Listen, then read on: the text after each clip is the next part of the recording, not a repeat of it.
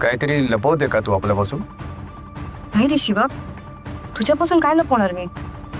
तुझा चेहरा तर सांगतोय. शिवा, शिवा अरे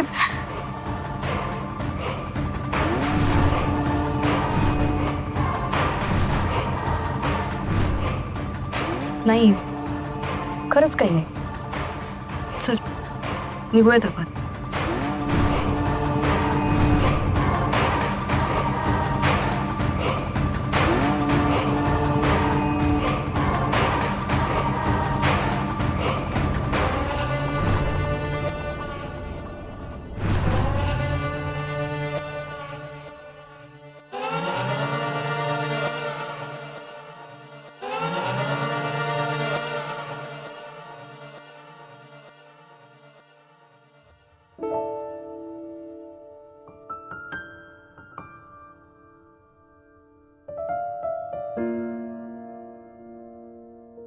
नाना, ओळो नाना, नाना, हे नाना, हे घ्या. अहो प्रसादी आणली तुमच्यासाठी. अरे प्रसादी कशाबद्दल? अहो शंभू महादेवाच्या मंदिरात गेलो तिकडून ही प्रसादी आणली. घ्या. थांबा.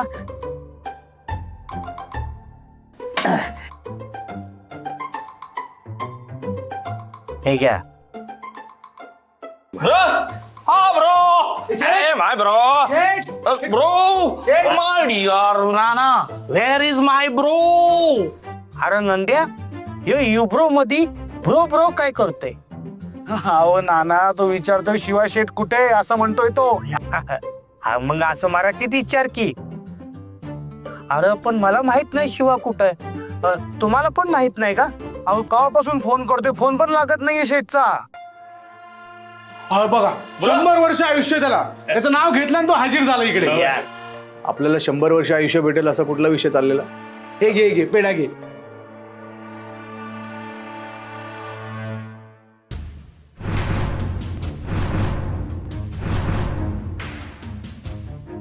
अरे शेठ, तुला मी सकाळपासून फोन करत होतो.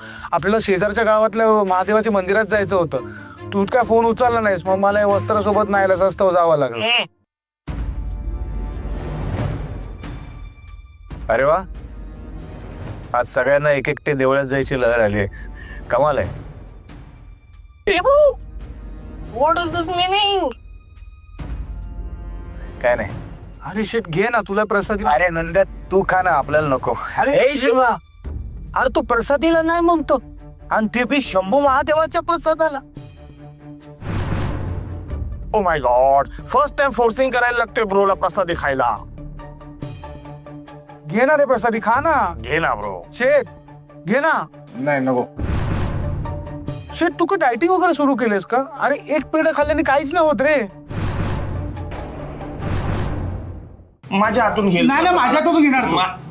मी आणले. शट ऐक ना, ब्रो, शेठ, खा माझ्या- ब्रो, खा. हे शेठ, अरे डोकं वळलं ना.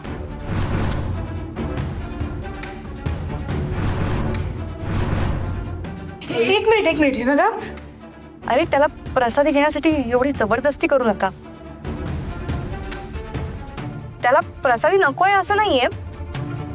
तो अरे आत्ता बाहेरून आलाय ना, जरा फ्रेश होईल आणि मग त्यानंतर घेईल तो प्रसादी. हो ना शिवा?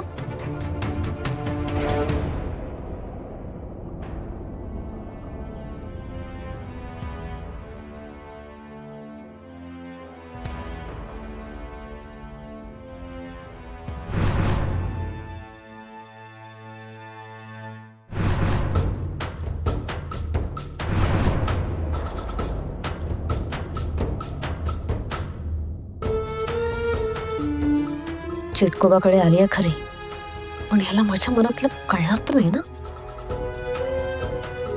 नाही, हा हे एकतर मन फावडा. माझ्या मनात काय चाललंय ते बरोबर ओळखे. पण जाऊ दे ना, ओळखलं तर ओळखलं. करून करून काय करेल? माझ्यावर ओरडेलच ना. घेईन बघून, पण आता माझ्याकडे दुसरा कुठलाच पर्याय नाहीये. काय झालं बद्रे? का आलीस? ओळखलं वाटतं याने. चितकुबा, मैत्री परत आली. काय? हो, मी तिला आणि शक्तीला बोलताना पाहिलं. अटक मटक सटक. म्हणजे ती मैत्री आपल्या लेकीला मदत करण्यासाठी परत आली. हो ना. आणि म्हणूनच मला तुला हे सांगायचंय की आता तू मला मदत कर आणि मला सांग की तो सगळा शृंगार कुठे आहे? कुठे सापडेल मला तो? सांग ना चिटकोबा. तुला काय सांगू, त्या 7 शृंगारांच्या वस्तूवर फक्त शक्तीचा अधिकार आहे. तिने शोधायचे आहेत त्या. हे सगळं बरोबर आहे, पण मला सांग, त्या शक्तीने तुझा घात केला तर? नवरीच्या वेशात येऊन तुझा वध केला तर काय करशील तू? गप्पा बास. काही बरळू नकोस. असं काही होणार नाही. आणि झालं ना तरी मी सक्षम आहे. तुला जे सांगितले ते आणि तेवढंच करायचं. चिटकोबा, तू जे बोलतोयस ना तेच तर मी करते. तुझाच आदेश होता की रे मला की मी शक्तीला सजवावं तुझ्या लग्नासाठी.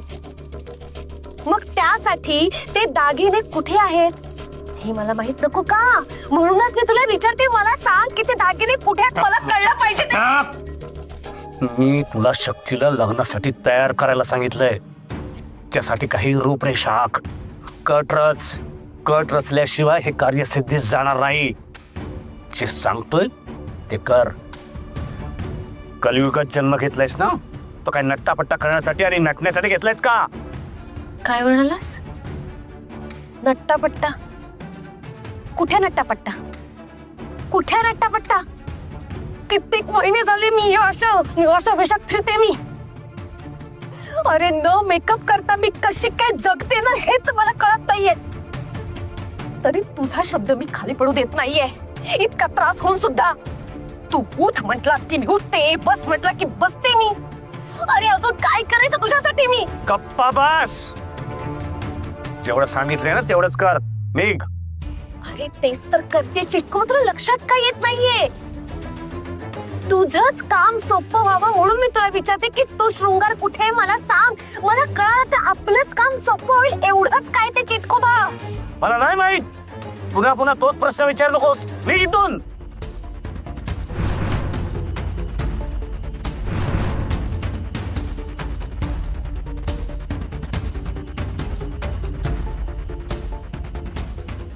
याला खरंच माहिती नाहीये की याला मला सांगायचं नाहीये. हा ना पक्का शक्ती रे. पण माहित नसेलच तर? याच्या शक्ती क्षीण झाल्या तर मग ह्याला शृंगाराचा ठाव ठिकाणा कसा माहित असेल? मी पण ना खेप फुकट गेले माझी. मला याच्या सगळ्या मायावी शक्ती मिळायला हव्यात म्हटल्यानंतर मलाच तो शृंगार शोधायला हात पाय हलवावे लागणार आहेत. नंदू, वस्त्रा, शिवाच्या वागण्याचा तोड आपल्याला गाठता येणार नाही, त्यामुळे